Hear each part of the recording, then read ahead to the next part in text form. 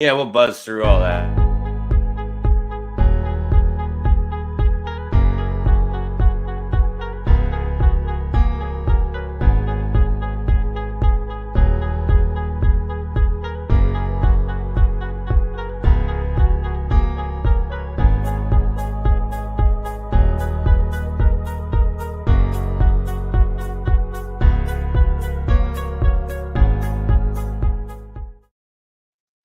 All right, we're back. We don't know if we've solved the problem, but welcome to the Beehive Sports Podcast After Dark.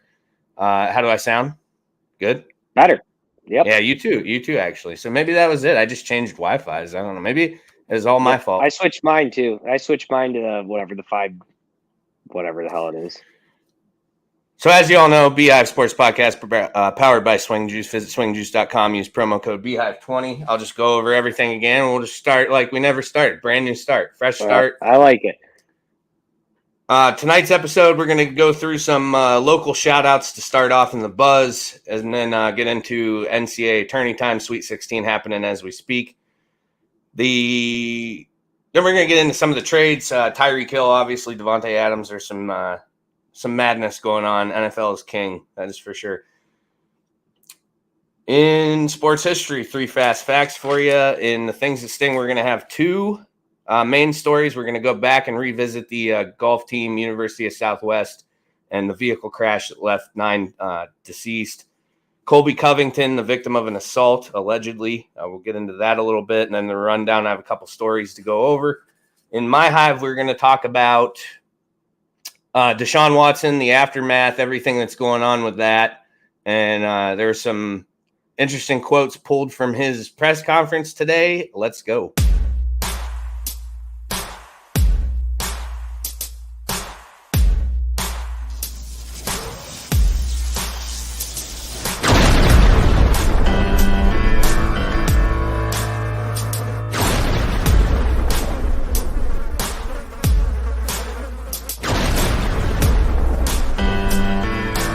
Welcome to the Beehive Sports Podcast.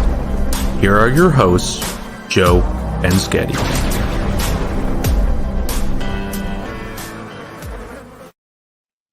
The buzz is brought to you by Busch Light. Latte aluminums are now available anywhere you get your beer other than fancy restaurants. As I previously stated, it is their loss, but I did find that most places I go don't have it unless you're in Warren County.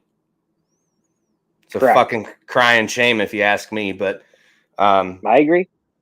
Yeah, I had a guy I was talking about, in the bit there where we got cut off the conference. So another thing that happened was when the guy who was running the hospitality room, so he would order all the beer that we had, and he was like, "Oh, it's your birthday. What do you want?" And I said, "Busch Light." And this guy, like, sitting at a table goes, "We used to drink that shit when I went to Penn State." And I was like, well, you guys must be fucking fancy because at Edinburgh, we drank Old German. We did not have the luxury of Busch Light back then. That's $13. I was paying $7 a case for Old German. So it was... Pabst Blue Ribbon was ours. That's before it got big with all the hipsters. You were drinking it before it was cool? Yeah, we were the original hipsters. And I didn't want to drink it. I'm paying for the beer, let's get Bud Light. And my buddy would say, well, I have the fake ID, so we're getting 2 cases of Pabst. And that's it. That's where we were at. So yeah, that was my brief stint in college. Yeah, we were Old German folk up there, and sometimes American Light. Yeah. But Old German was horrible. But it was literally like $7.50 for a case. Yeah, so you can't beat that. So who's not going to buy that? I think Pabst was like $12 at the time for a case, $13. It was ridiculous. So Darren in the comments keeps talking shit on the Zags jersey. I'm not a Zags fan. So you should probably just go get yourself a Matt Ryan Colts jersey and pretend like they're going to be good this year, because I'm not a Zags fan. I just like Drew Timme. Number 2, handlebars. Does the swirl. He's tough. Probably won't translate to... It won't translate to shit in NBA, I wouldn't think, but he's kind of like who was that dude from North Carolina back in the day who was really good? Tyler Hansborough. Yeah. And he played in the league for a little bit, though. Yeah, but he wasn't any good. He was just like... He wasn't great, but he hung around. No, but I mean, he made it. Yeah, he hung around. Yeah, but he's not like... he wasn't a star. Yeah, correct, yeah. Yeah, I think that, like, I could see that being Drew Timme. Drew Timme will go to the league and he'll play a long time, but I just love the kid. You know, he's a fun personality, so I'm all for it. So we're going to start off with some local shout-outs. That's what because the page, I was loading them up with them this week because there was so much shit going on. So we'll start off, like I said, Hagberg with Your Daily Local did the basketball recognition today. So high school basketball locally. Emma Ruhlman cleaned up. She got the Region 6 Player of the Year. And that's what I was saying. I don't think it was 1,500. I think I'm like ballparking high. But I'm pretty sure she was over 1,400 career points. I have no idea. She's got to be close. I would assume. I mean, she's like been playing since she was a freshman. So where's stat guy Darren? Do you know anything about Warren area women's basketball? Because if you do, Emma Ruhlman total points. We need that. We need that number. Also named Region 6 All-Star, along with her teammate Riley Childress. So they were both named to Region 6 All-Stars. Eisenhower had 2 Region 2 All-Stars. Yep. On the men's side, they had Wyatt Lookenhouse and Kurt Darling. So credit to Mangini. Yeah, right. Yeah, that's his first year up there, isn't it? First full season, and he did a nice job coaching and everything. So that's cool. Yep. A fellow Snake teammate. So I was glad to see that he's having some success. He's really good at basketball, though. I play with him on Sundays, and he's just kind of just a freak athlete to begin with, though. But and then Region 5, Tommy Nyquist, Parks Ordway. Tommy's another one who plays on Sundays with us sometimes, and he just was like, just kind of shoots from wherever he wants, and it typically goes in. I didn't realize he's a sophomore. Did I see that correctly? Yeah. I thought he was a little bit older than that. I mean, that kid's been grinding. You know, he's always grinding down at the gym. Yeah. So he's got a few years left. I didn't see what Parks was. Is Parks Mark's kid? I have no idea. I think he is. If Swanee's still in here, because I seen him in the comments, he would know the answer to that. Yeah, he would know the answer. He probably knows the answer to the Ruhlman points too. That's our high school guy. Yeah, it is our high school guy. Yeah, so just shout out to them real quick. Nice job, nice seasons. Emma is going on to play college ball. I don't know about Riley. I'm sure she is because she's pretty good. She's probably doing something. Pretty good athlete. Todd Honhart, first ever career 300 game and first ever in Elks Club history. There's been bowling there. I was surprised by that. Yeah, that shocked me. I'm not surprised by it. Those guys are fucking pounding a beer a frame. Fair point. There ain't no perfect games happening down there. So I don't know. That'd be my question for Todd. When I see him next, my question is going to be, how many beers did you have throughout the course of this? But he brought up like a cool point in that interview he did where he's like, what his knees felt like in the 10th frame. I didn't read the full article. I just saw like he's talking about like he just kept telling himself to make sure he still continued with like good upper body strength throwing the ball because when you get that close, like your knees start to get weak because you're starting to get nervous and shit. Yep. Knees weak, arms are heavy. Yep. Vomit on his sweater already. Mom spaghetti. Yeah, exactly. Mom's copyright claimed.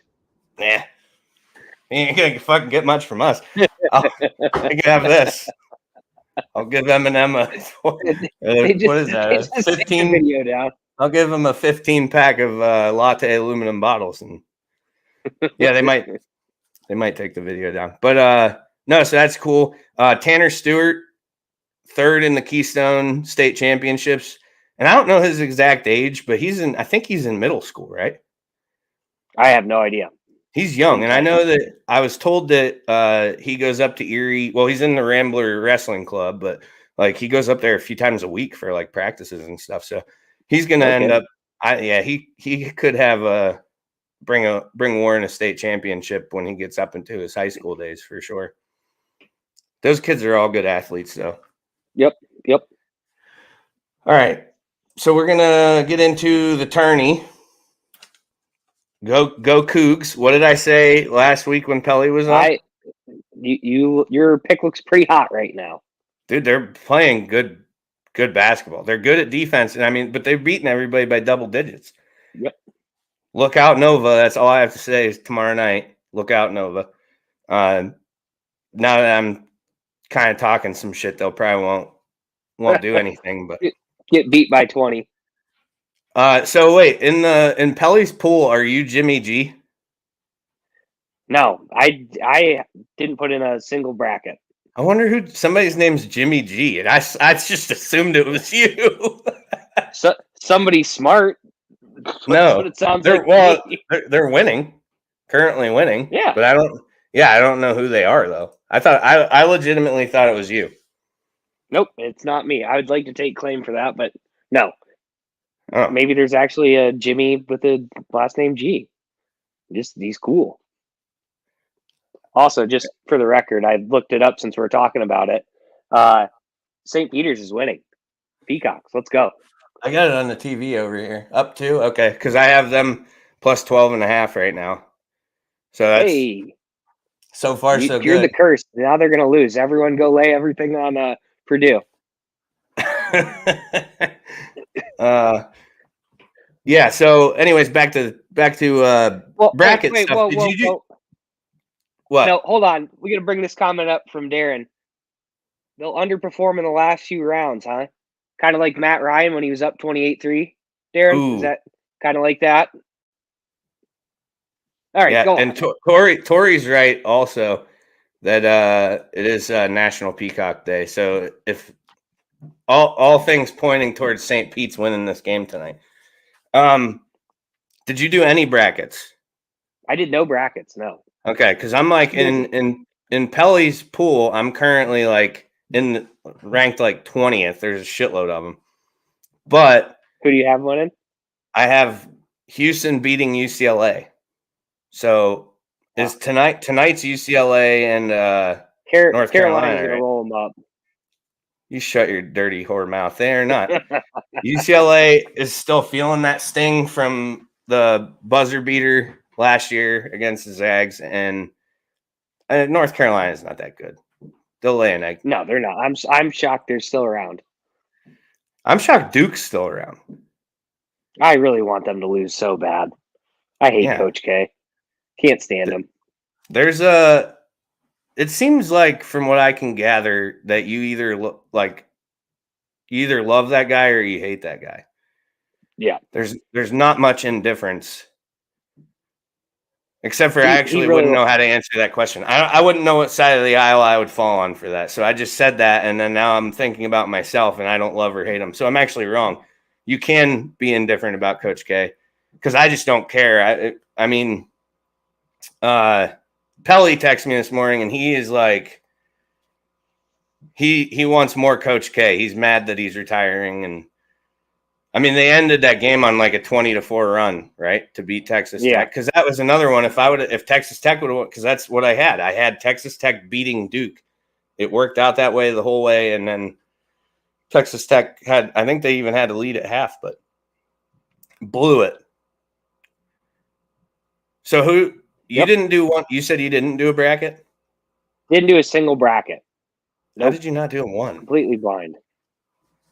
Busy, man. A lot of stuff going on at the house. Meanwhile, I literally would have thought, like, if I didn't even ask you that tonight, I would have continued thinking that Jimmy G was yours, because I thought that the last 2 weeks or since St. Patty's Day, whatever it is. Sorry to disappoint you. Maybe it's Tori. I don't think so.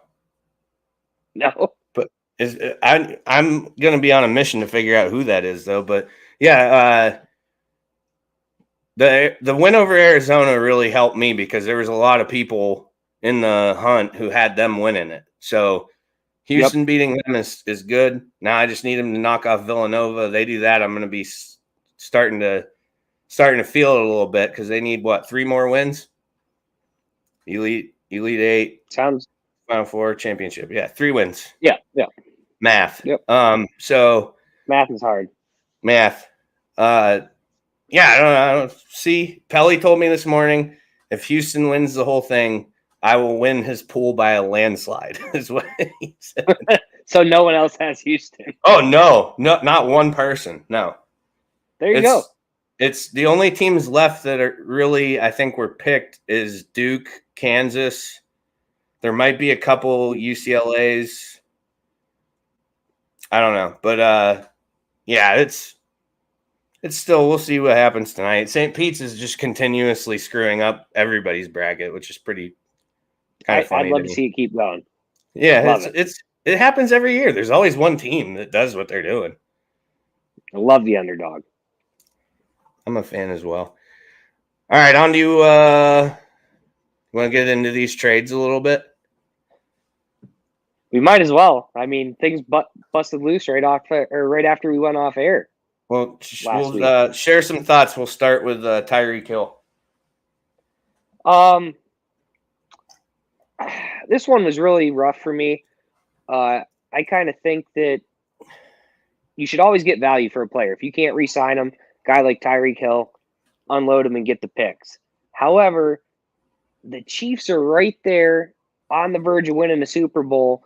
I don't understand why you get rid of the guy. I would have kept him for one more year, made another run. Hopefully you get one and then just let him walk and, sure you lose the picks, but hey, you have another Super Bowl. Who cares? Miami, I like what they're trying to do here. You're loading up. Waddle has no excuses to be terrible now. Be interesting to see how it works out. I really like their offseason so far. Address the line. You land a guy like Hill. Now you just got to convince him that, hey, you don't need to run deep routes. We're just going to hit you with slants and McDaniel's offense and, get you the ball in space and let you make people miss. So we'll see how it plays out. But man, that's a lot of money. That's a lot of picks to give up for a wide receiver. The one thing they did last year with Waddle that they could definitely do with Hill is exactly what you said, because they succeeded with Waddle by getting him the ball and letting him go with it in space. Which is what McDaniel, I'm assuming he's going to have a similar offense to what Shanahan ran, which was, hey, let's just get the ball to these guys and, let them run with it. Get them on that slant and go, which, I think another thing people are forgetting, the Dolphins team is fast right now. I think Brendo brought up Chase Edmonds to me, but pretty sure Mostert's faster than he is. That they have some speed on that team. They utilize it correctly. They could be a little bit of trouble there in your AFC East. As long as Tua is their quarterback, I'm not concerned. Well, they got Teddy Two Gloves back there, and I think Teddy Two Gloves can throw an 8-yard slant just as good as Tua can. I do like Teddy. I think if they started him, I would probably be a little bit more worried. Yeah, I think. Honestly, as happy as you have to be with this trade, if you're the Dolphins, you also have to be kind of concerned because, man, if you can't succeed with the weapons they have there now, you just don't have it. They address that line. Tua's got no excuses, I feel, at this point to not succeed this year. He's got to take a step forward or they got to start looking someplace else. Darren says Mostert will be a threat for about 3 drives until his ACL explodes. That's Darren's just mad because he has to watch another washed up quarterback this year. The Colts, where good quarterbacks go to die. Well, one last hurrah. Okay, well now by that logic, we're calling Carson Wentz once a good quarterback. I mean, he actually had an okay year last year. The team was just Carson Wentz throwing to nobody. I told you my theory. What? I saw on Coward today, they were showing numbers that slightly better or about the same completion percentage as Josh Allen, same touchdown to interception ratio, and I can't remember, there was one other stat they had where they were basically the same guy. I was shocked it was Josh Allen. It was what does he do at the blind audition? Yeah, but if Josh Allen had fucking the running game Carson Wentz had last year, he'd be throwing 20 for 24 every game, and his completion percentage would have been fucking way higher than it was. Wentz did that because nobody respects the run when they're playing Buffalo. Not one team has ever been like, we're going to fucking stop these guys from running the ball. That's all you do when you play the Colts. What's the attempts? Look at the attempts. Tell me the attempts. You can give me completion percentage all fucking day long. I'd have to look at. But without Darren, stat guy Darren, give me attempts Carson Wentz, attempts Josh Allen 2021. Because I will bet you that those two numbers are significantly different. Oh, I would assume so. Buffalo doesn't run the football.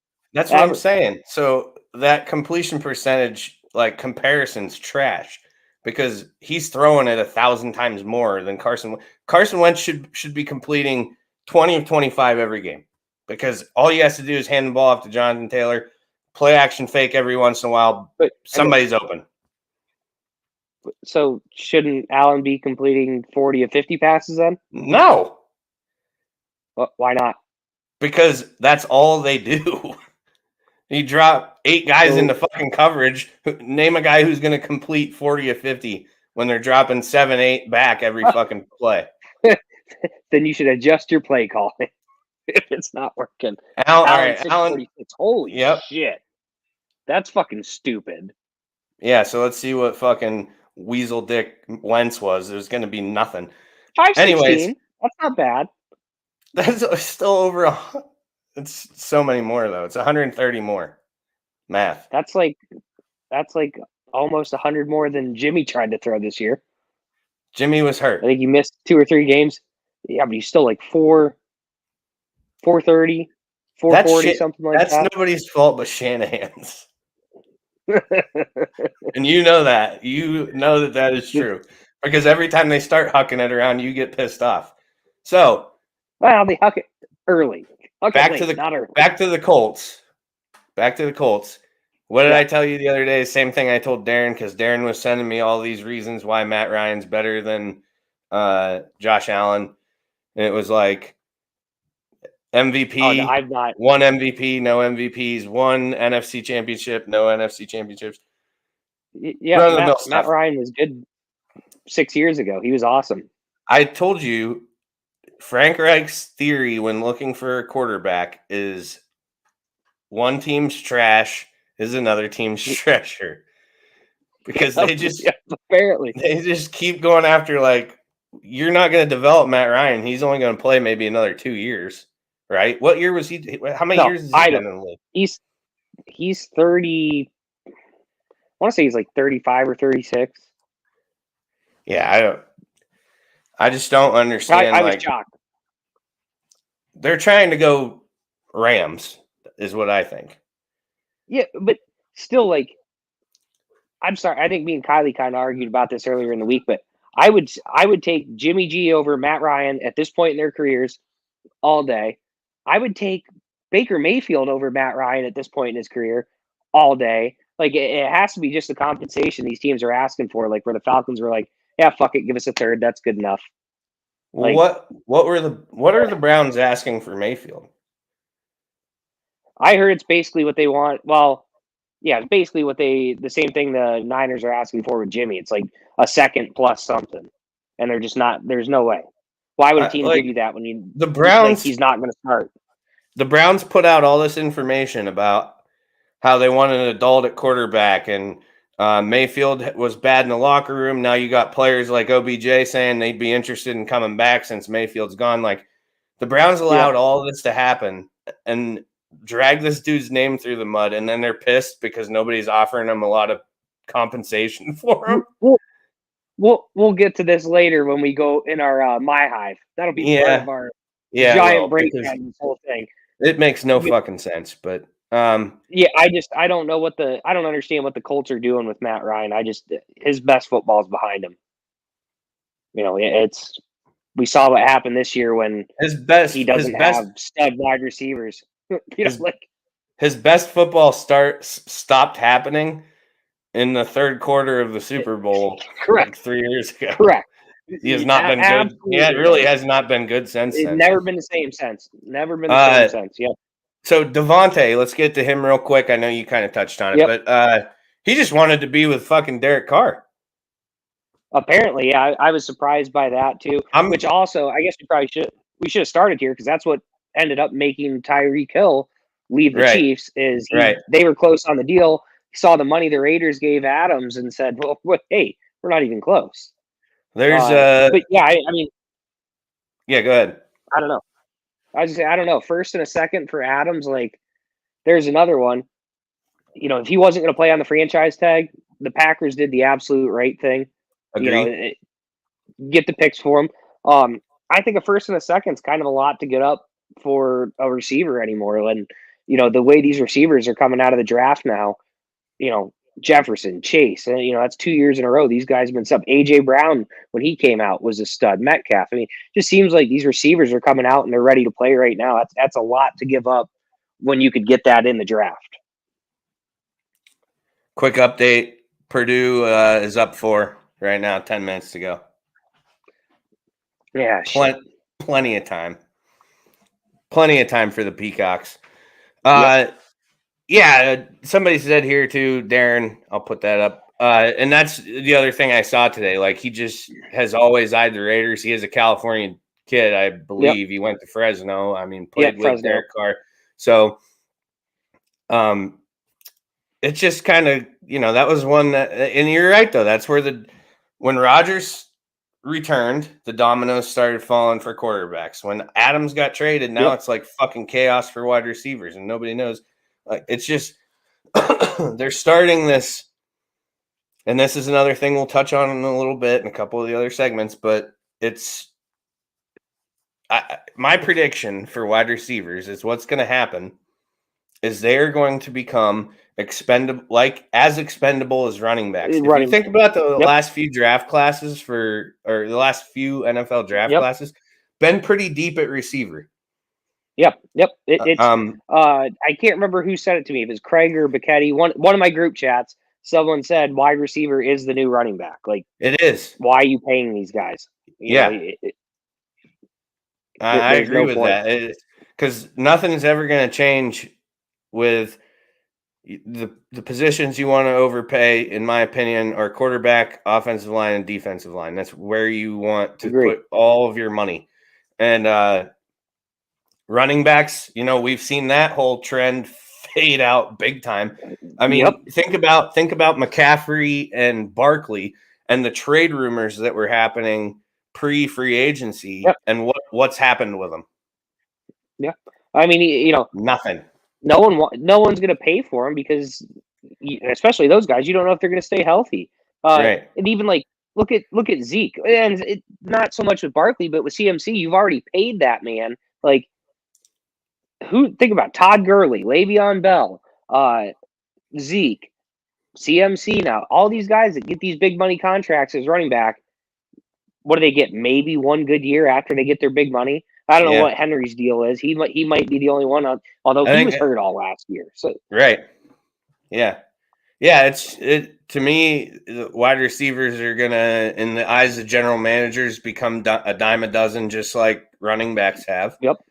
And like I said, the draft classes, the way they're shaping up, sure, we'll grab this guy but with that said, you might start seeing receivers go earlier because you do want those top tier ones, as opposed to running back where you're still looking third, fourth round, and you can find a guy plug and play and he'll be just fine. But like, take these top tier receivers, you're going to have them on their rookie deals for 4th year and maybe a 5th year option. And then, go to Jacksonville, let them fucking pay you, $25 million a year, and we'll next man up, as far as we go. Yeah, I mean, we'll see how it all plays out, but hopefully, not that I want to root against anyone, but you take, Adams and Hill just left 2 of the top 3 quarterbacks in the NFL currently, we'll say. I don't know how you want to rank Mahomes, Rodgers, and Allen, but it's 2 of the top 3 quarterbacks you left to go play with Derek Carr and Tua. Let's see what happens when you're playing with an average quarterback. Right. See what your numbers are like. I think these deals are going to get, and the Jags are to blame for most of this because they gave Christian Kirk $21 million, which is just completely freaking asinine. I totally agree with what you just said. They are to blame for what just happened because they set the bar. And now you have guys like Adams, Hill, even Diggs. There's rumors going around on Twitter right now that Diggs might be like, well, I'm I'm sick to my stomach right now. because the Niners need to extend Bosa and Debo this year. And I was thinking like, okay, they both seem to love it there. Maybe they get in at around, $40 million a year combined for both of them. And now I'm thinking like, that's going to be 50, closer to 60, probably what it's looking like with the way they're handing out money. It just makes me sick. Yeah. I don't know. I don't know how it's going to pan out with Diggs even, but Yep. It's the way it falls. And he's, they brought him in to speed up the development of Allen. It paid off. Yep. It's worked. Yep. But at this point now, is it like, well, how much money does he want? Do you let him walk? And, you still got Gabe Davis. They just signed Jamison Crowder, which I actually was looking at some numbers. Yep. That's not a bad signing. It's not nearly. I like that. He fills that kind of slot need for him. I think that's if he can stay healthy. He was banged up, last year. If he stays healthy, I think that's a good acquisition for the Bills. Yeah. So, and there's still some unsigned at this point, but that's I don't know. It's just the Jaguars are 100% to blame for this entire thing for Christian Kirk. Yep. It blows my mind. Absolutely blows my mind. Like, give up a 4th round pick and go get fucking Amari Cooper. Do something.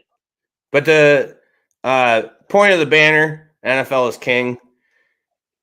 There is no free agency like the NFL has been, and it just keeps getting more and more fucking crazy. Like as years pass, it's not even close. Yep. Like I guess some people used to compare it to say NBA free agency was pretty wild as well, but anymore it's just that no one's safe. And it's it's not even just the free agency. It's been the whole offseason has just been nuts. Right. A lot of it's been trades. It's crazy. Yeah, it's absolutely nuts. Brandon Beane did say, I think it was on Pat McAfee. They asked him if he would ever trade Josh Allen, and he said he'd trade himself first. Yeah, well, that makes me feel good. I don't think that he's going to be going anywhere, but it's just a matter of like who's next. You just never freaking know anymore. Yep. So, all right. Think we're good. We're going to take a quick break. Get back with 3 fast facts in sports history. The Buzz is brought to you by Busch Light. Latte aluminum's now available wherever you buy your beer. See you in a few.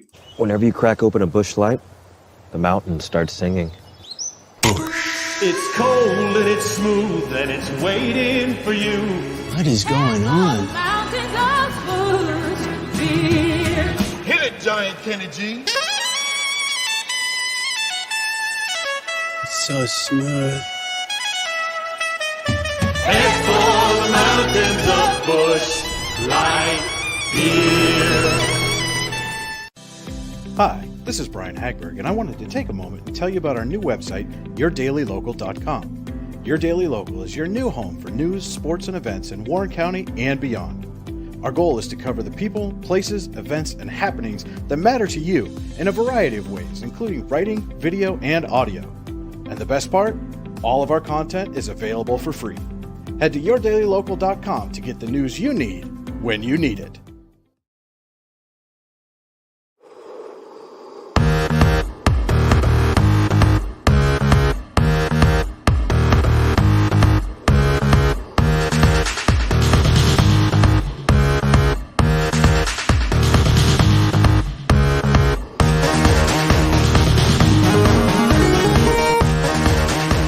Let's take a look back at this week in sports history.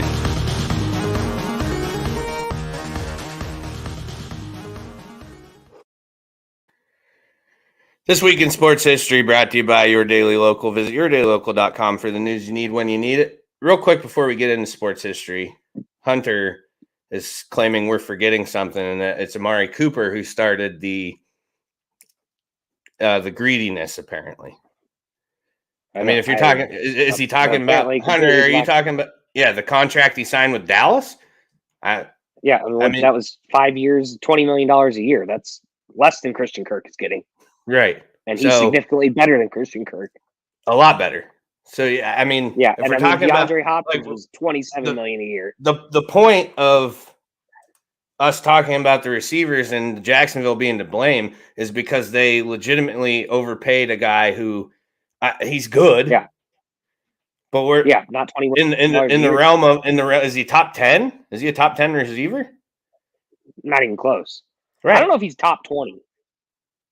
I mean, he put up some decent numbers, but yeah. I don't know. Yeah, I'm still on board that Jacksonville fucked the whole thing up. And it's just where I'm at with it. All right. Yep. While we're trashing Hunter, we might as well carry on with the first sports history fact. 1971, the Boston Patriots become New England.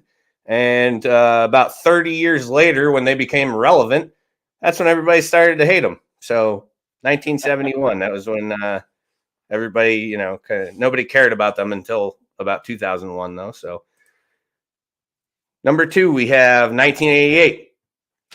Mike Tyson. So Robin Givens demands full access to Mike Tyson's money. That was his wife was Robin Givens. Yep. The reason I threw this one on here is because Mike Tyson's been named in sports history, I would bet you at least 25 times. Because every time I go look through those facts, he has had an eventful life. So because of that, I even threw in a bonus fact. 1995, Mike Tyson was released after serving a 3-year prison sentence. Nice. Last but not least, Lawrence Taylor pleads guilty for misdemeanors of sexual misconduct, sentenced to 6 years probation. Seems light. I understand it's misdemeanor, but they are sexual misconduct. So I'm not a judge. Yeah. So I don't know what to even add with that. That's it for our 3 fast facts. We're going to come back after a short break. This Week in Sports History is brought to you by Your Daily Local. Visit Your Daily Local for the news you need when you need it.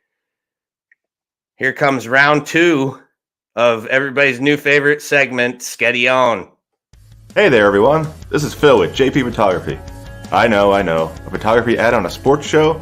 I get it. You're here for sports talk and listening to Joe and Sketty's insane rambling. Wait, what? But bear with me for a few. I just want to tell you that JP Photography not only offers wedding photography, but also does events, engagements, headshots, family photos, and even some product photography. Be sure to check us out on Facebook and Instagram. Just search for JP Photography or go directly to our website at johnphilphotography.com. That's JONPHIL photography.com. He's absolute trash.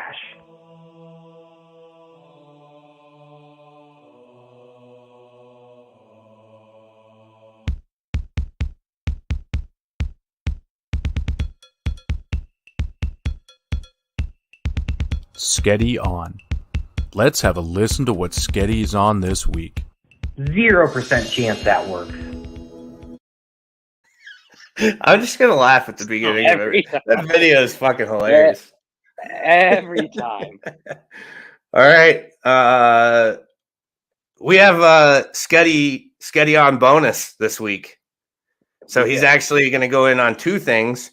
So let me cue his music.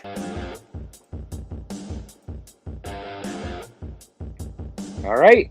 Well, I'd personally like to thank the Bucks and the Rams for doing what Dan Snyder's tried to do for the past however many years he's owned the Washington Redskins and turning the NFL into the NBA. This insane offseason that we're seeing is a direct result of these 2 teams selling everything, going all in to win 1 Super Bowl, and actually getting it done. And now we have just completely insane offseason, teams completely ruining their future to sell out when only 1 team can win a ring every year. It's an absolute joke. The league is ruined, and we can only hope to see these teams, the Broncos, the Raiders, the Dolphins, fail, crash, burn, just completely be terrible so that we can get back to the way football should be, which is building through the draft and maybe a little bit of a key offseason acquisition. That's it. That's what I got.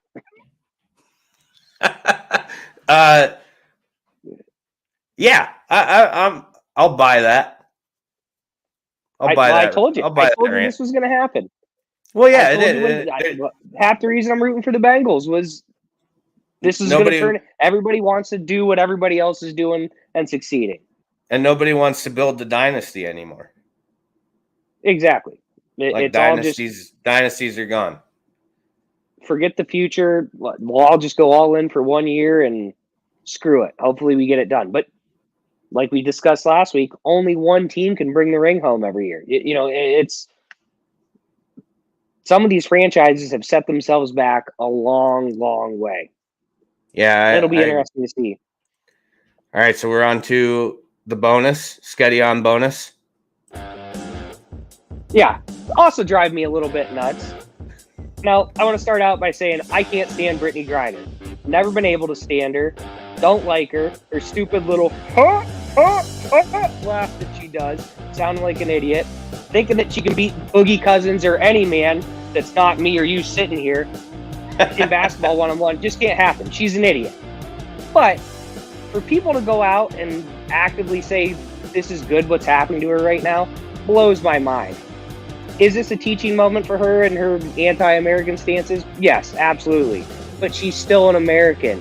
We got to bring her home. 10 years in jail in Russia for a freaking vape cartridge is absolutely insane. If you look at this, they can hold her, I believe it's 18 months they can hold her before they even have to put her to trial.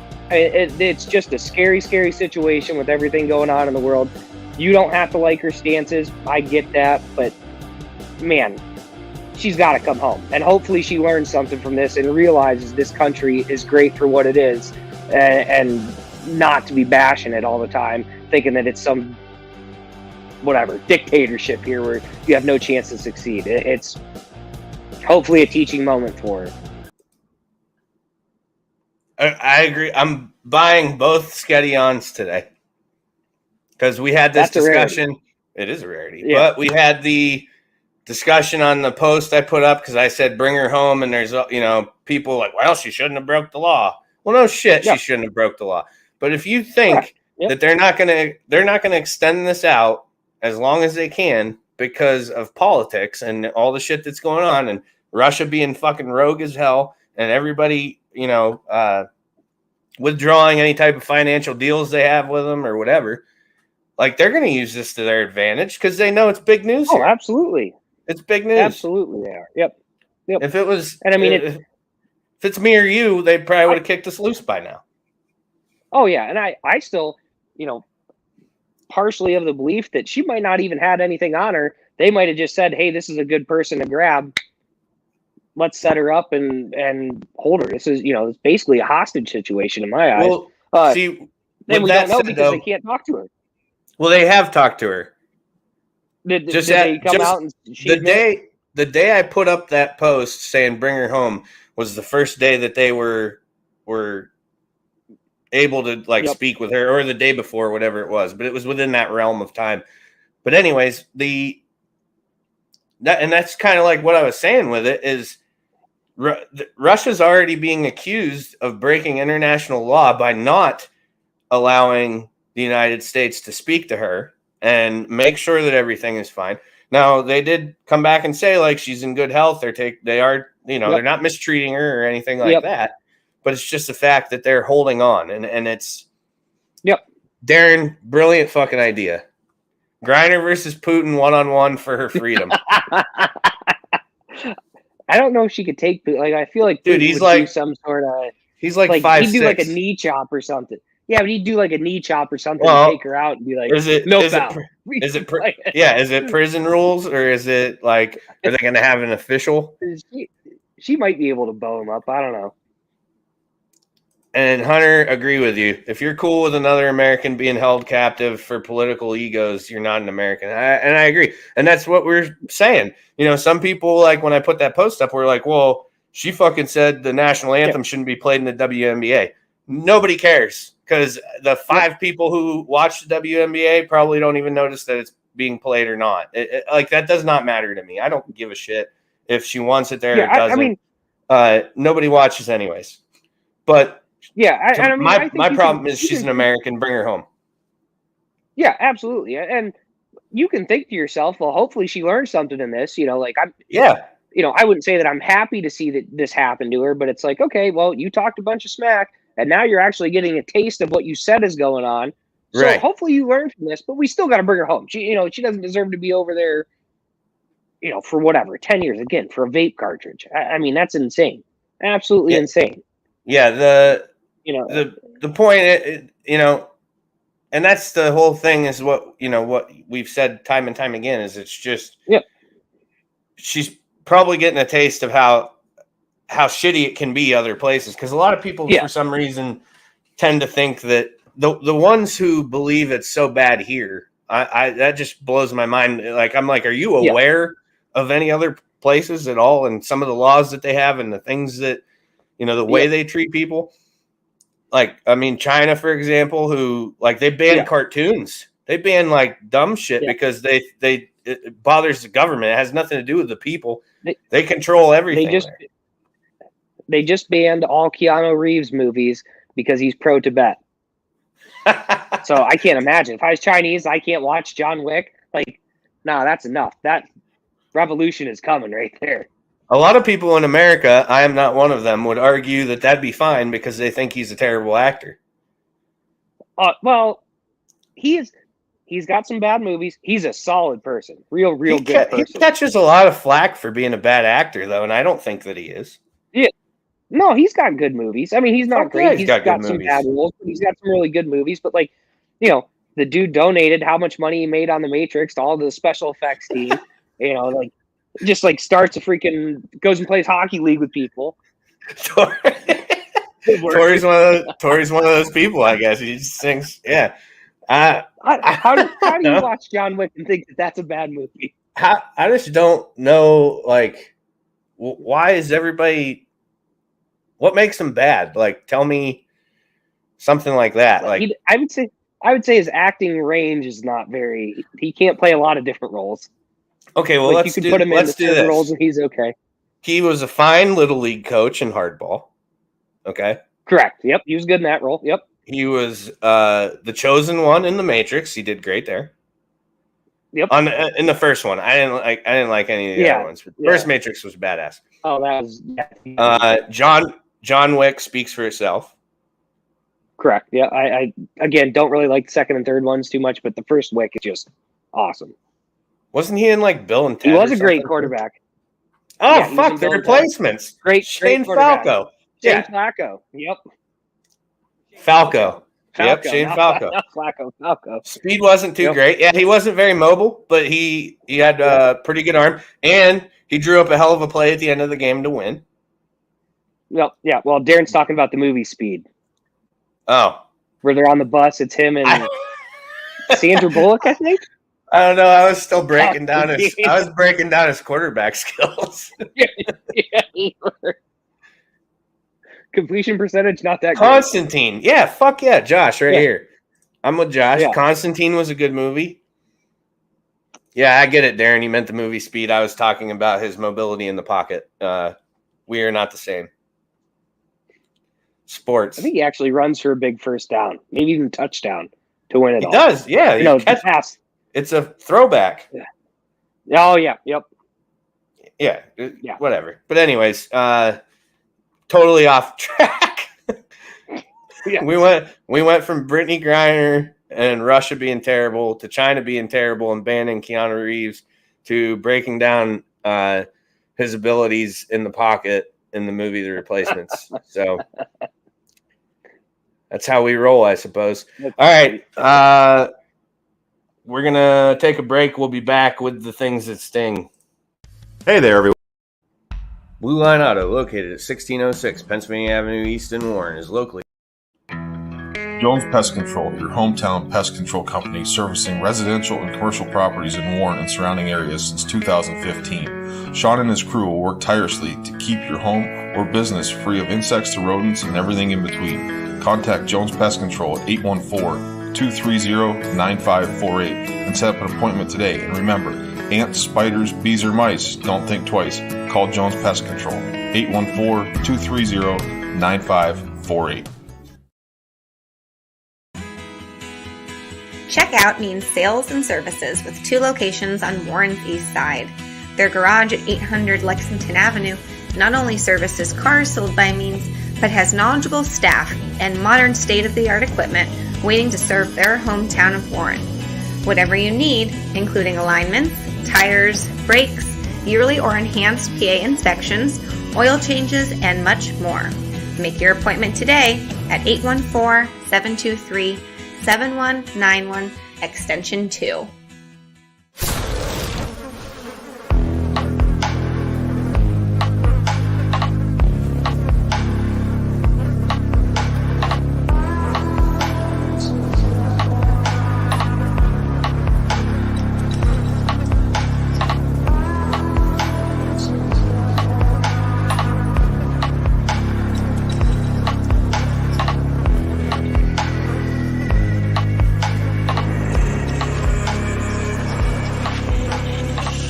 It's now time for the things that sting.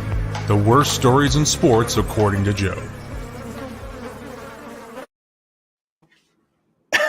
Okay. I just want to explain something really quick. You know how they talk about Josh Allen and Big Cat on Pardon My Take said that he has the smash every button play where he screws up and does something insanely stupid. I just did that with my mouse and I played the start of 3 different commercials before I got to the right one. I could hear all of it. I was wondering what was going on over there. I was just pointing and clicking, and it was fucking pure chaos. Pure, absolute chaos. Things that stings brought to you by Jones Pest Control. Ants, spiders, bees, or mice, don't think twice. Call Jones Pest Control at 814-230-9548. It is that time of year. This is his busy season, so get on the schedule. If you need a spray, he's the guy. Does a fantastic job. I've never seen a living spider in my house anytime after he's been here. I find a lot of dead ones, though. He's doing good work. He does great work.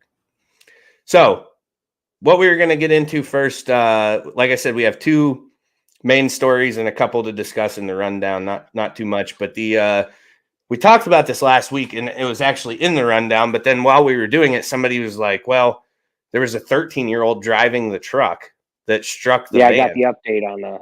I didn't. And at that point in time, I did not know that, so I wanted to look more into it.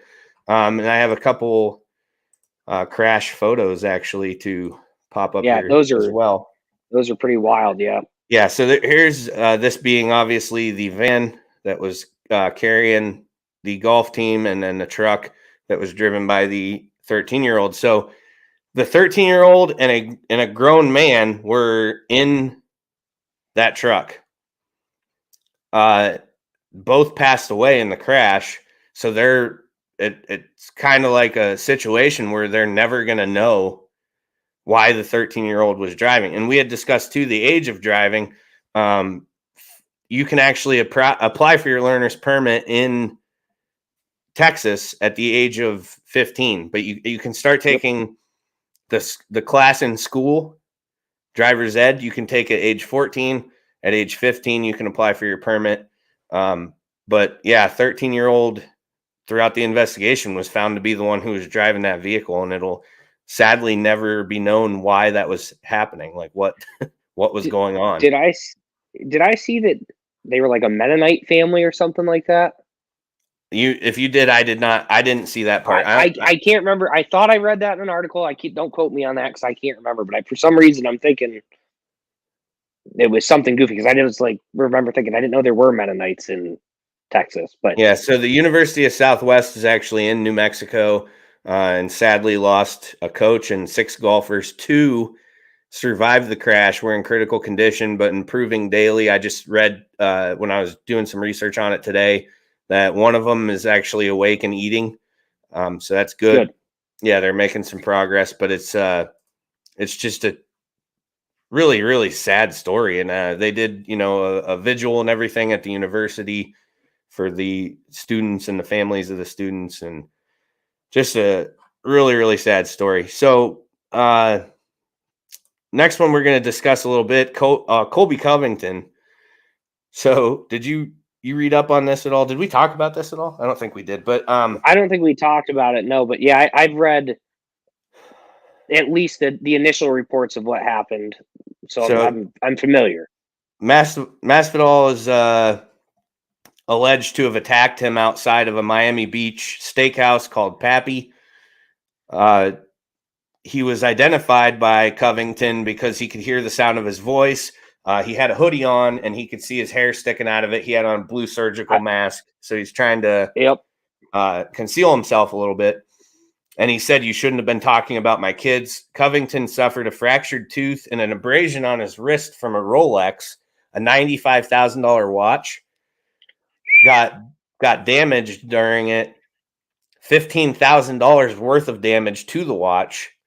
So, holy shit! Because of the broken tooth, you have it's considered a bone. It's a felony. So he's got a felony charge for the aggravated battery, and because of the price of the damage, because that's how criminal mischief is scaled, and that's even common in Pennsylvania. It's based off of price.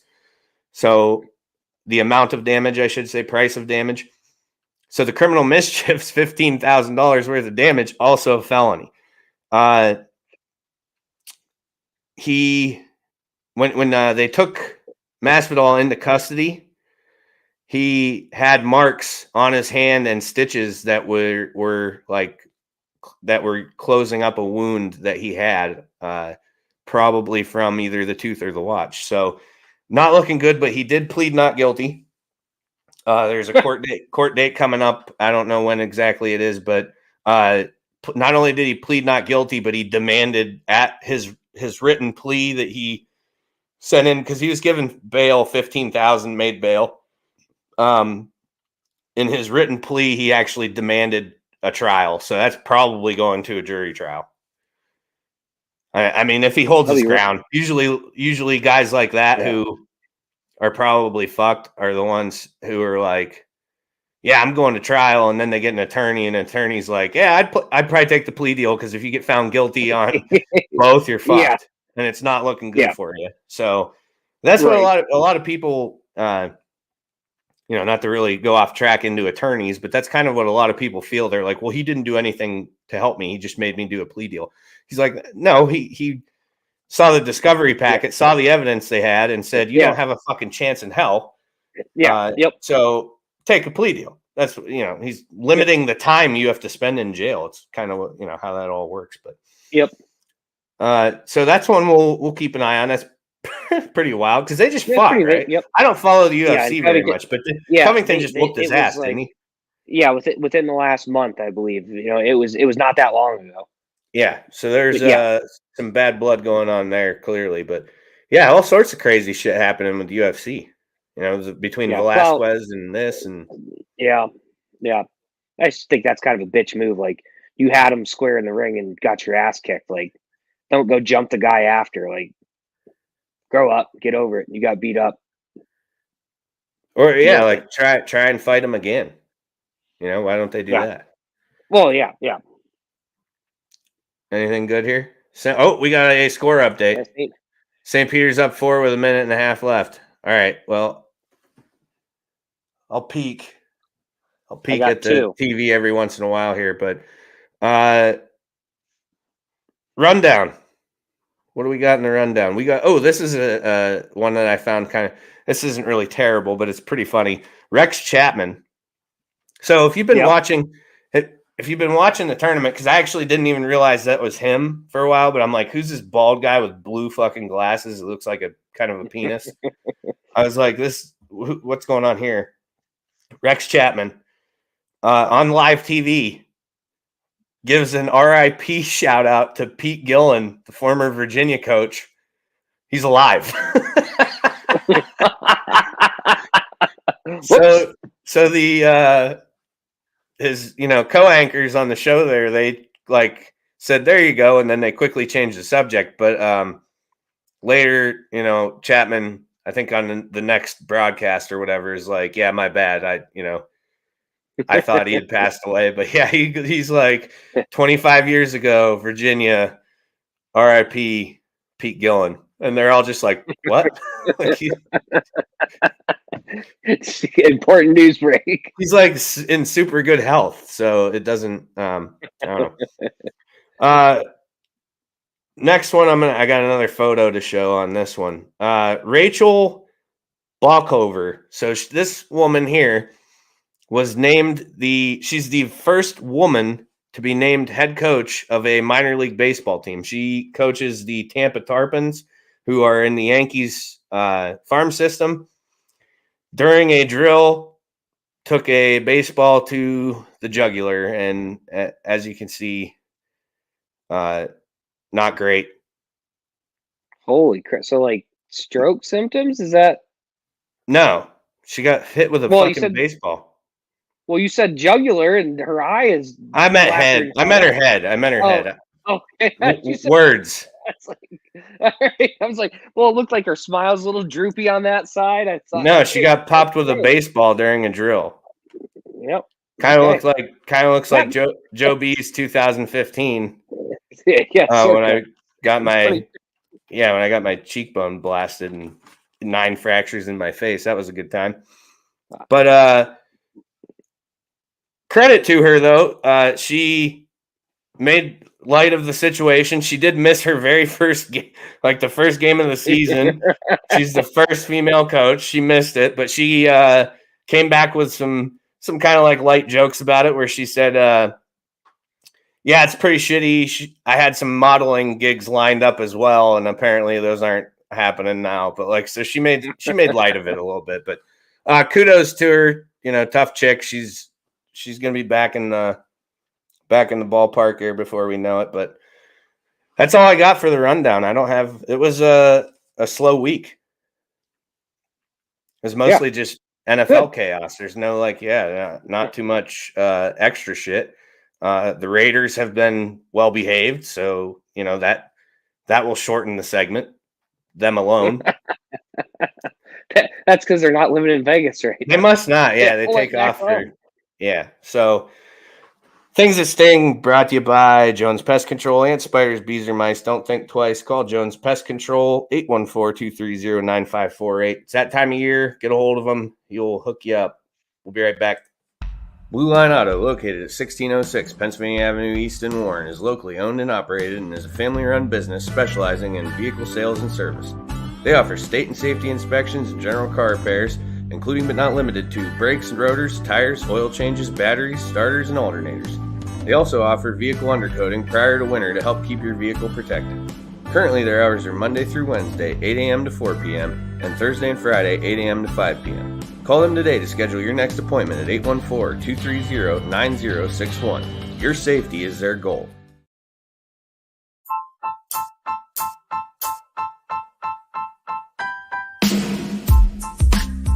Hi, this is Ryan Klein, the host of the new pop culture podcast, Me, Myself, and Rye. You can find me on Spotify, iTunes, Apple Podcasts, Google Podcasts, and several other platforms. Special guests, breakaway shows, bonus episodes, cold beers, and a whole lot more. So what are you guys and gals waiting for? Subscribe now to the Me, Myself, and Rye podcast on Spotify or wherever it is that you get your shows and start listening today.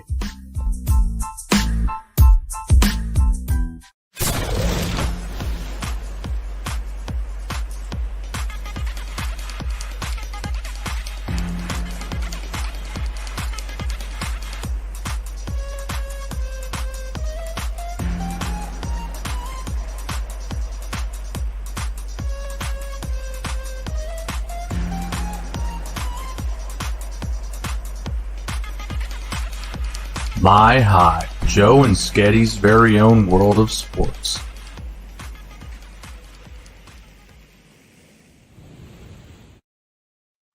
My Hive's presented by Blue Line Auto. For all your automotive needs, call Blue Line Auto at 814-230-9061 or stop in 1606 Pennsylvania Avenue East in Warren.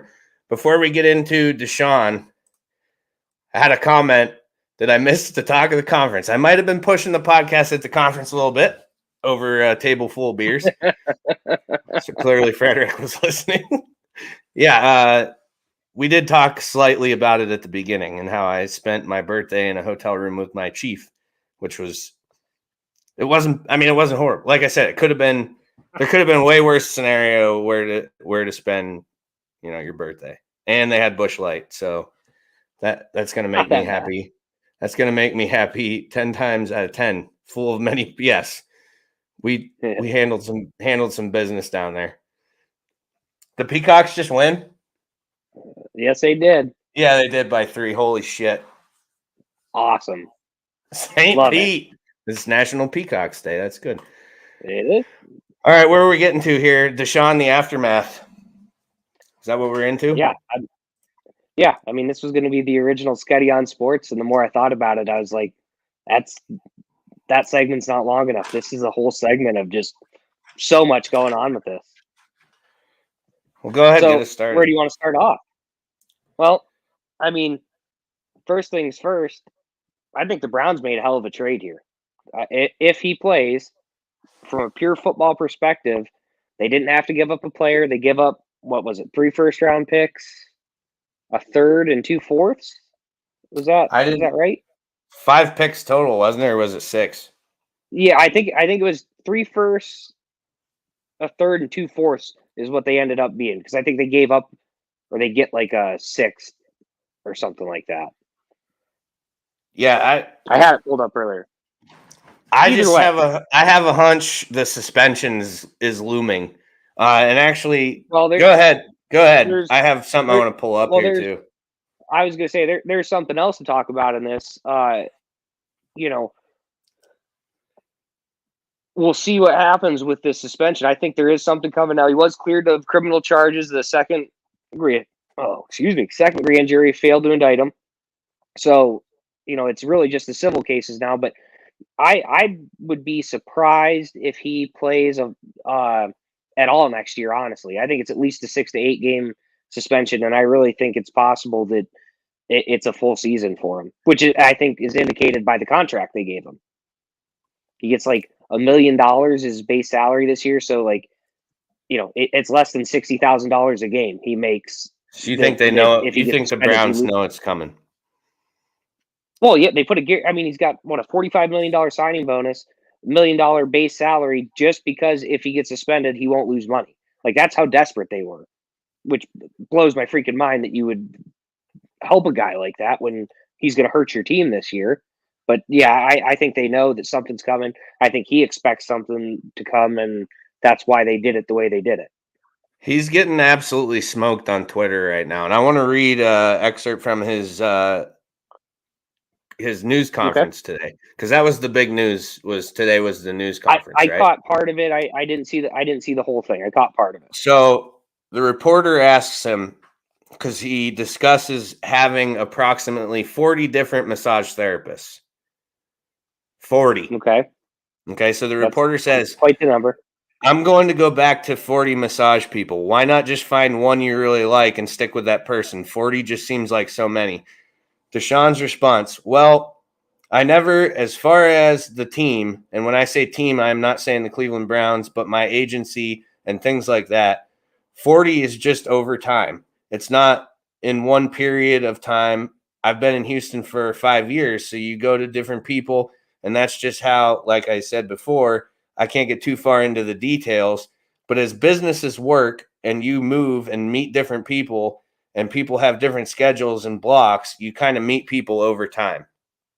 So that's what his response was. Here's what I heard when I read that. Do you remember the time that wow, I'm drawing a blank on his name. What's the dirtbag from Penn State's name? Sandusky, yeah, Jerry Sandusky. Remember when the news reporter asked him, they said, are you sexually attracted to little boys? And his response was, am I sexually attracted to little boys? And everybody was like, the fucking answer is no. Correct. You had to repeat that in your head? You had to repeat the question he asked you in your head before you gave an answer? Yep. What? Yep. And that's kind of what, like, the vibe I got when I was reading the transcript from Deshaun Watson's press conference today. Yep. Well, I mean, what's he gonna say? This is 22 accusers. This isn't, this isn't one accuser where you can say, nah, this was you go the Kobe Bryant route. No, this was a consensual encounter, and which, I mean, I guess he's not being accused of rape like Kobe was. This is whatever. what is it? Sexual assault is what they're technically deeming it Yeah, as. I think it was it's not rape. It was the gist of the charges were in most instances, while he was maybe laying on his back or something, he grabbed massage therapist's hand and put old So he's a creep. Yeah. Put old dad in it. Yeah, he's a fucking creep. Yeah. If they wanted to jerk you off, they would have. You don't need to guide their hand there. Like, they're not nervous. Yeah, but I mean, again, it's still, it's not a single accuser, So what is he going to say? This is where I'm intrigued to see where this plays out, because this, is 22 cases. 22. Right, 22. So, I don't know if I see this go in the way of, hey, this is a one-time mistake. This is like a serial predator accusation they're making against him. Right. Which I think there's another one. You fully guaranteed this guy's contract. What happens if this goes to a civil trial and they say, oh no, we believe the girls, he's got to pay them. Like, you still are going to have to pay this guy. I don't think there's an out in that contract. I can't imagine anyway. No. I don't know what the out would be in the contract. Fully guaranteed. Reported. Fully guaranteed means fully guaranteed. Yeah. Actually, hold on. Now that you say that, let me pull up something else, because I just screenshotted this the other day for the purpose of talking about it on here. Okay. So maybe there is a void, because let's rewind to Randy Gregory and Dallas. Yep. And him snubbing them and going to Denver, right? Right. Yeah. Quote, that was in his contract. What was? Well, in the Cowboys contract, that's why he snubbed him, was because if you get suspended, right, contract is null and void. They said voiding a guarantee because a guy gets fined is not in any contract with any other team in the league. When questioned, team said the clause is in every contract but Dak Prescott's. When Gregory learned of the language being inserted into the contract, he apparently said, fuck them. So that's it. So maybe there is something in Deshaun's, but I would assume that Deshaun would say, fuck you. If that language is in there, I'm not coming to play in Cleveland. And he's not, but they ain't getting those picks back. Oh, no, they're that's what I'm saying. Their picks are gone. Even if there is language where they voids the contract, the picks are gone. You're toast now. Now who's yours? You could have traded all that away for anything, which I don't think, I don't think that's going to happen. But especially the fact that they gave him $1 million base salary, expecting the suspension to come. That tells me that there's nothing. They're full 100%. We don't care what happens. You're our QB of the future.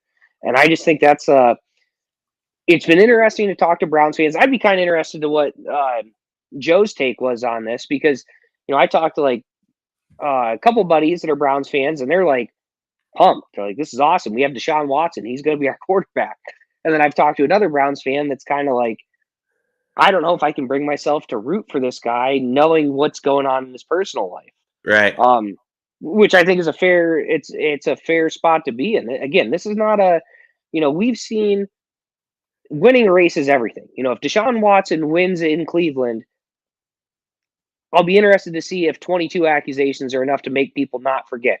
Otherwise, you got people like, Ray Lewis accused of murder. You got Roethlisberger. You got Kobe with the sexual allegations.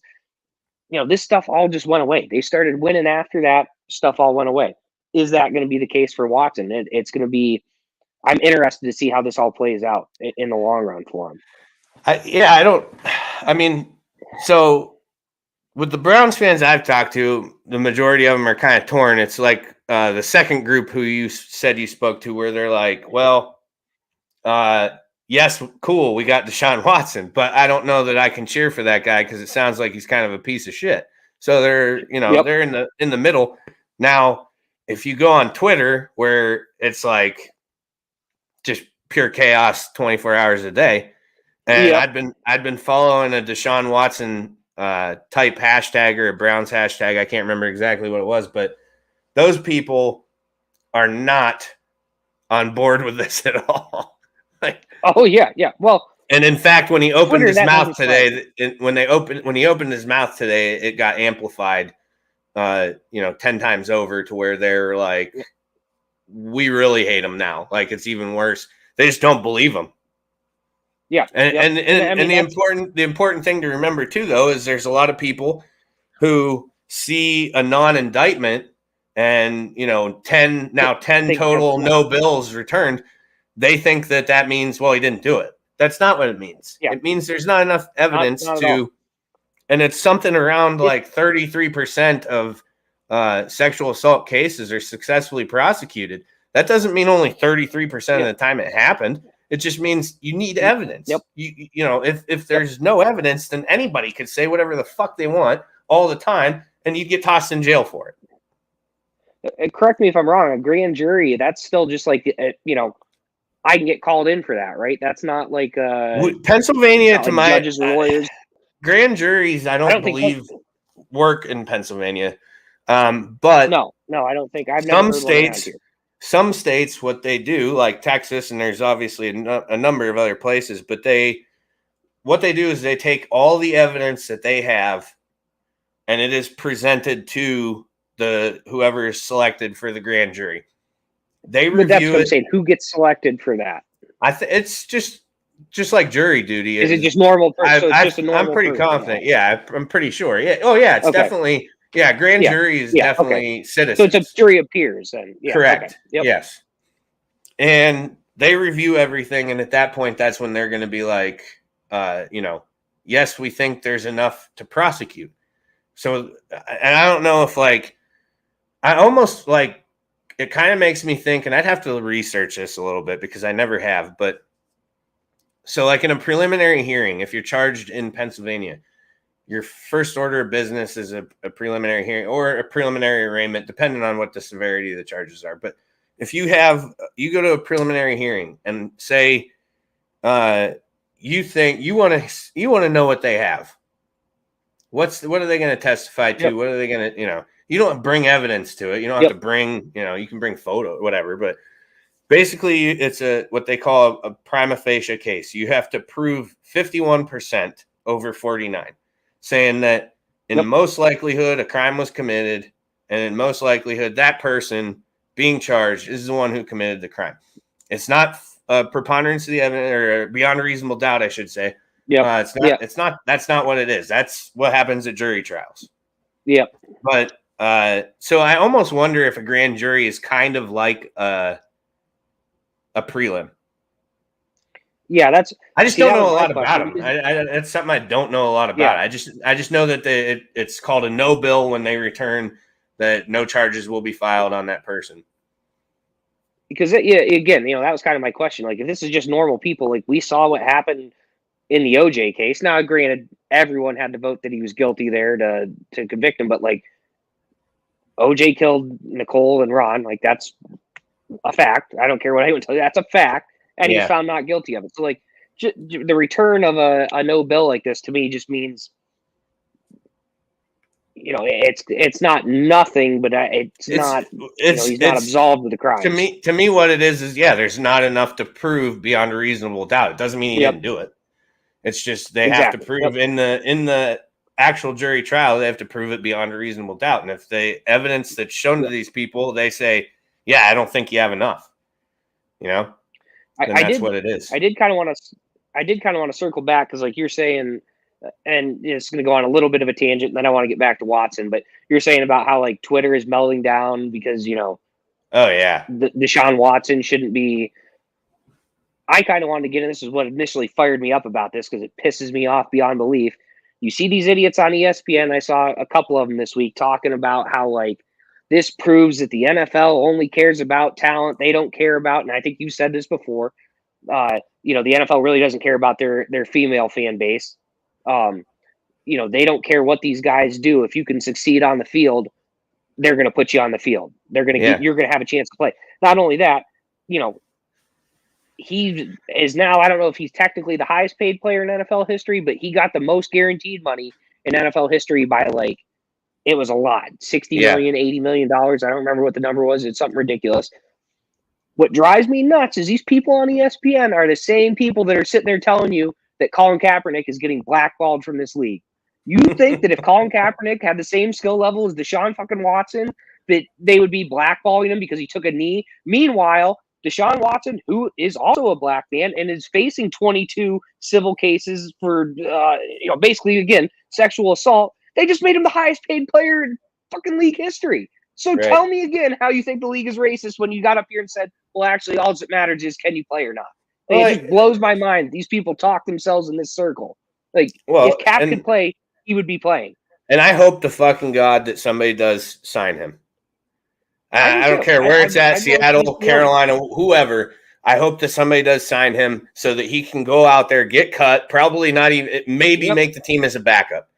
And we can just be done with the whole he's blackballed thing. Here's your opportunity. You wonder, it's amazing to me that people are like, I can't believe he hasn't been given a shot. He literally made a video about calling the league and the combine modern day slavery. They come and look at your physique and then they purchase you for the greatest price and blah blah blah. And it's like, dude, and they're giving you millions of dollars to be a free man. They want the best product for their team. Winning makes money. Winning is revenue. How do they not fucking pick up on any of that? That's my whole point in this whole thing. It blows my freaking mind that these same people could sit here and tell you, because it obviously is. It's always been about that. If you can play, you are going to play. They don't care what you do. They just made this guy the highest paid player in NFL history, or most guaranteed money, again, however you want to phrase it. They traded away 5-6 draft picks to go get this guy. If you can play, teams are going to want you. Colin Kaepernick can't play. It's the long and short of it. Like, that's just, it blows my mind that anyone can say otherwise. Yeah, I'm just over it, and I just want somebody to pick him up. Everybody also seems to somehow forget that he got benched in favor of Blaine Gabbert. Oh yeah, also like I don't know. Yeah, but anyway, that was a side tangent.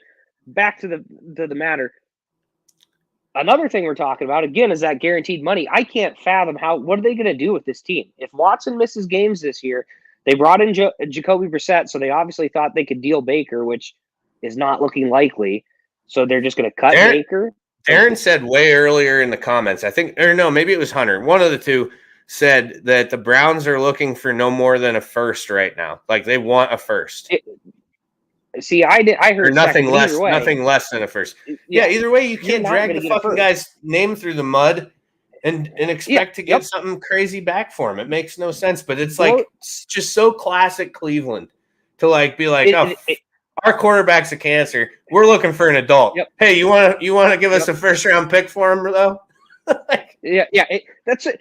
They could not have Browns this any harder than they brought. Like, this should be good times for the Browns. Like, you just went and got a franchise-changing talent at quarterback. Even if he plays, if he somehow faces no suspension, they still blew this because now you took the first overall pick and you're not going to be able to move him. They're going to have to cut Baker Mayfield. That's what's going to happen. But they might get lucky if someone gets hurt and it's going to be an Amari Cooper style, like, give us a 6th-round pick and he's yours. Like, it's so classic Cleveland. It blows my mind. The whole thing is just like, meanwhile, they literally could have played it off like, hey, we're just upgrading the position. Baker's serviceable. He's got room to grow. He's young. We're just upgrading the position. What will you give us for him? And now nobody knows where he's even going to end up. Actually, I read today too that the Lions are a possibility. So just I would believe that. I think that they were one of the teams I put on a list. They were one of the teams I had a list. There's like 5 or 6 teams because, again, I'm still looking for like Garoppolo to get traded and somewhere in this. But there's not many teams left. Like, I saw the Panthers as an organizations, like the Panthers came out and said we have no desire to get Baker, and Baker said he's got no desire to be there. So that's one team off. And there aren't many left. Not a lot of need. The Saints just took Jameis, so that's. I mean, I would assume he's going to be the starter there.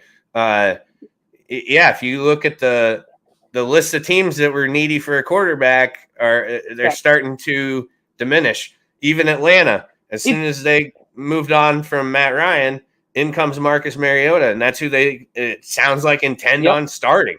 So Yeah, it blows my mind. But yeah, it's just it's kind of a fucking shit show. So, but the number of teams is declining, and we still have Baker sitting as a backup. You still have Jimmy G, who you would think is going to end up somewhere. Yep. But like Baker, there's another one. Jimmy G, the Niners could at least, and that's what they've been trying to do, is sell this idea that he could come back and start. Which I think after this year, they were kind of like, okay, this is it. It's Trey Lance's time. Right now, you just paid Deshaun Watson again $230 million fully guaranteed, whatever the number was. Yeah, whatever the number was, fully guaranteed. Teams know you are getting rid of Baker Mayfield. That's like if I have a pickup truck and I want to sell it to you, and I'm like, hey, here's the price. You might say, that's a pretty good deal. I'll look into it. And then the next day I go out and buy a fancy new pickup truck and I'm like, hey, same price for that truck still. And you say, yeah, actually now I'm going to give you 10 grand less because I know you need out of the truck. Right. I'm going to lowball you. That's what teams are going to do. They're going to they know you need out. That's what happened to Amari Cooper. Amari Cooper should have went, maybe not for what Tyreek Hill and Devontae Adams went for, but like the dude was, if they were worth, a first plus, Amari Cooper's worth at least a second round pick. Yeah, at least, and probably multiple or one first. That trade was highway robbery. Yeah, well, they knew he was going to get cut because they wanted out of his contract. So, hey, here's a fifth. We'll take him off your hands. We'll eat the money, and they said okay. It's just mind blowing to me how hard they Browns that away, because I really think before that happened, I think they could have probably got a first for Baker. Someone would have looked at that upside and said, he was hurt last year. Like Seattle's got picks now. I think Seattle, you could have got a first for him, and now you'll get nothing. It's just crazy. Yeah. And then, the other side of this is, what does the quarterback market do now? I mean, I'm, you got to be happy that Allen signed his deal before this happened. Like I'm thinking, like what's like a Justin Herbert? What's his deal going to look like? Lamar. Yeah, Lamar. Yeah, Lamar is one that and he's going to get so overpaid, so overpaid. It's going to be stupid. Like it just seems like the whole scenario seems just absolutely surreal to me. The league's just fucking being flipped upside down. That's what's happening. Yeah. It doesn't make none of it makes any sense, and they're gonna eventually they're gonna have to start. I mean, they already are, and we know that COVID set that back, but the cap is going to have to significantly go up because literally at this pace, you are going to have really, really good football players sitting out seasons because teams won't be able to afford them, and they won't play for anything less than what this guy made, and they're going to end up sitting, and you're going to see a team who has 2 or 3 undrafted players plugging in positions because they cost $1 million a year or whatever it might be. Yep. I mean, again, like I said earlier, it's turned into the NBA now. These guys want all their money. They want all their money fully guaranteed. They'll throw a fit and get out of wherever they're at. Like it's just the league is headed in a bad direction. It is. We need some of these teams to be the Redskins, to be the Dan Snyder teams that were. This shit just blows up in their face, and then, they look like clowns. So other teams say, "Okay, yeah, wait, no, let's just go back to what's tried and true." Right. Because especially since I still think the Bucks and the Rams winning that's both kind of fluky that it happened like that. Like I just, not that the teams weren't good, but there was a little bit of luck involved. No, but you're right though. We need these teams. Storm. We need these teams who are unloading everything to pick up player X, Y, and Z. Yep. And it just Hunter, what are you blabbing about? Yeah, you guys are talking about the Watson aftermath when it should be. How many sexual assault lawsuits does Rodgers have there, Hunter? Yeah, because that's the point of the segment is the fact that we don't even know that he just got a gigantic contract with a boatload of picks that Cleveland pushed out. And we're unsure whether or not he's even going to see the field in the next season. So, and it comes down to is it going to hurt the team financially because of fans? Or they won't stick around or whatever it might be. That is assuming. Oh no, I guess not. But yeah, it's good. The Rodgers thing, like the Rodgers was the first domino to fall, which is what led all this done. But this is not Rodgers. This is not Rodgers' aftermath. This is Bucks. This is Bram's aftermath, is what it is. Teams saw that this style of team building has won the last 2 years. So now everybody is just saying, screw it. If we're close at all, let's go. Like, I actually think the Packers are they're in real bad shape. I just think Rodgers has one more year. I don't think they're going to be very good this year. And that's going to come back to bite them. I think that whole deal. Their wide receiver room is looking thin. Yep. But now they got the draft picks. But could this play to exactly what we're talking about, where the influx of younger, lesser paid, earlier in contracts wide receivers, and can Rodgers make them good? I mean, I don't think Valdez-Scantling was very good in Green Bay. Some people would disagree with me on that, but he just got he's getting $10 million a year now. Yep. And he showed some flashes there. I will say I talked to Ron earlier this week, and he was saying what he thinks that they're trying to do is you get rid of Adam, so you're not trying to huck it too many times a game, and you get to you paid Aaron Jones, you have AJ Dillon, I think AJ Dillon's a stud. Like, he's thinking maybe they're going to go towards a little more run-oriented offense, and then just let Rodgers make the throws when he needs to make the throws. Like, just step up and be the guy when he has to be, rather than just having to carry the team on his back and be the MVP. Which, if that's true and that's what they're trying to do, maybe it works out for them, because it's obvious whatever they've been doing hasn't worked for them. They don't get it done come playoff time. Speaking of receivers too, while we're on it, I mean, this is way off topic of Deshaun at this point, but the DK Metcalf rumors are still swirling pretty hard too, that he could be traded somewhere. It wouldn't surprise me. I mean, he doesn't strike me as a guy who's going to want to play through a rebuild there, which obviously, I don't think Drew Lock's the answer. So, unless they get Baker or something crazy. No, Colin's going to be there. Boy. He's going to save the franchise. Dude, I want to see DK Metcalf and Colin Kaepernick get in a fist fight on the sideline because Cap can't hit him down the field. That'd be awesome. Well, I just don't think they're as far as franchises go in the NFL, I think Seattle would be the best place for him to be. He can purchase right in. He can purchase a home down in Chaz while he's there. I like it. Oh, geez.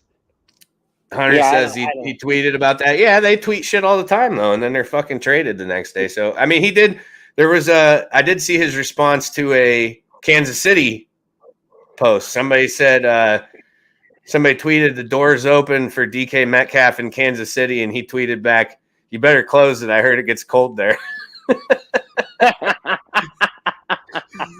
So, if you know what, maybe DK will literally surprise all of us and just be like loyal guy to his team, and I don't know, but cool, good on him if he wants to. I wouldn't want to be in Seattle, ever, but no, I mean, especially with no quarterback now. I mean, fuck, Russell Wilson couldn't get the ball to him because he couldn't stay on his feet. How the hell's Drew Lock or anybody? Baker, Colin, doesn't fucking matter. Malik Willis, I think, is who it's going to end up being. I hear they're pretty enamored with him. They have like the 9th pick in the draft. So he went to Liberty University. He went to Liberty University. He's not going to fit in very well in Seattle.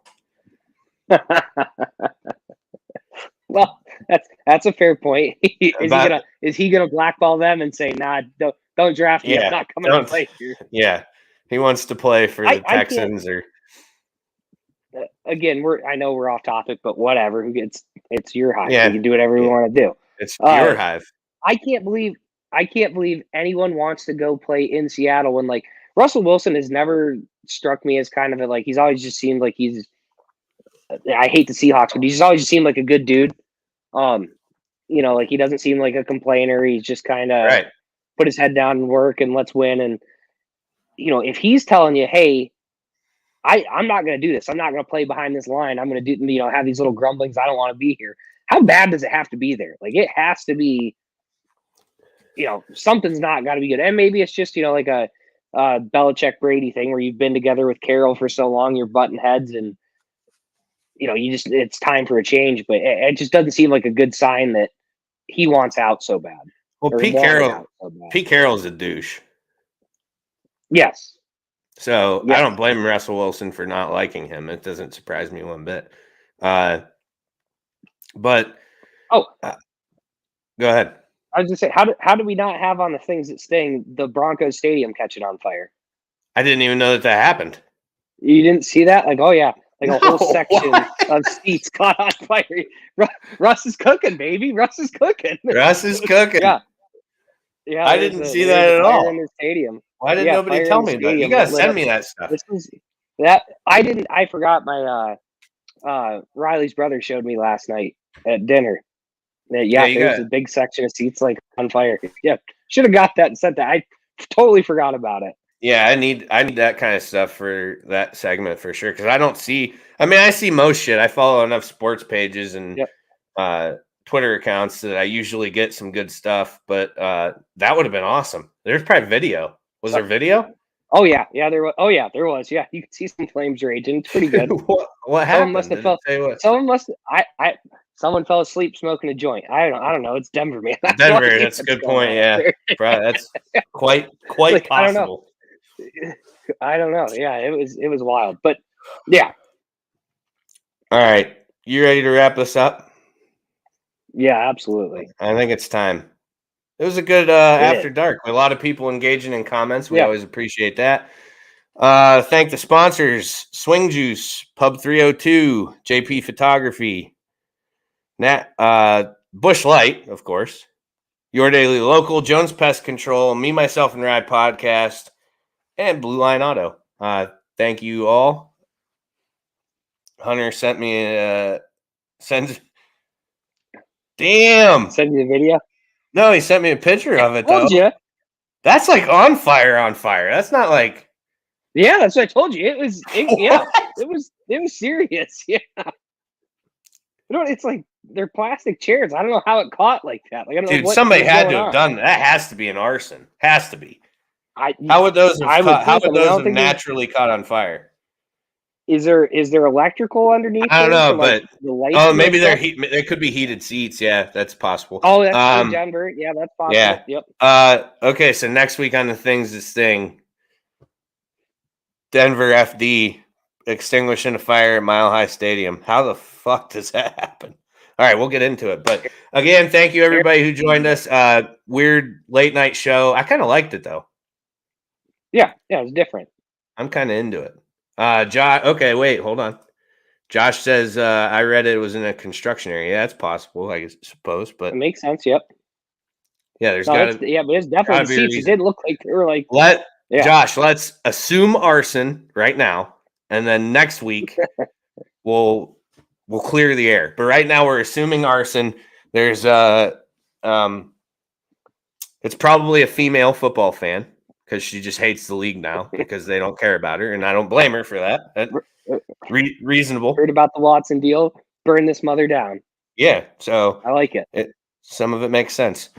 All right, everybody. Thank you again for joining us on the Beehive Sports Podcast, episode 2 of season 2, the After Dark special. Maybe we'll do some more of these. I kind of like the late night stuff.